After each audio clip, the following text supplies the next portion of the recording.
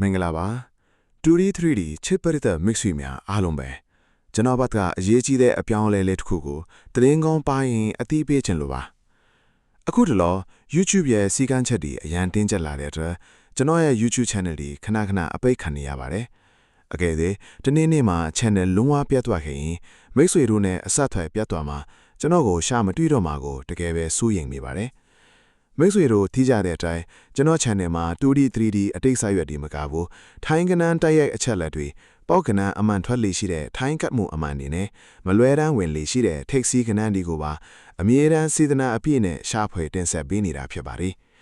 ဒီလိုအဖိုးတန်တဲ့တိုင်ပေါက်ကနန်းတွေကတ်ကောင်းတွေကိုအဆက်အသွယ်ပြတ်ပြီးလွဲချော်မထွားစေဖို့အတွက်နောက်မှာ Telegram channel မှာပဲအဓိကအမြန်ဆုံးနဲ့အစောဆုံးတင်ပေးသွားတော့မှာဖြစ်ပါတယ်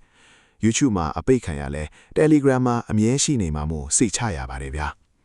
ဒါကြောင့်အမြဲတမ်းလက်မလွတ်တမ်းစောင့်ကြည့်အားပေးနေဖို့အတွက်အခုဗီဒီယိုရဲ့အောက်က comment ထိဆုံးမှာချပေးထားတဲ့ Telegram link လေးကိုနှိပ်ပြီးအခုပဲအမြန်ဆုံးဝင်ရောက် join သွားပေးကြပါဦးနော်အမြဲတမ်းယူကြည်အားပေးကြတဲ့မိတ်ဆွေတယောက်ချင်းစီတိုင်းကိုကျေးဇူးအထူးတင်ပါတယ်ဗျာ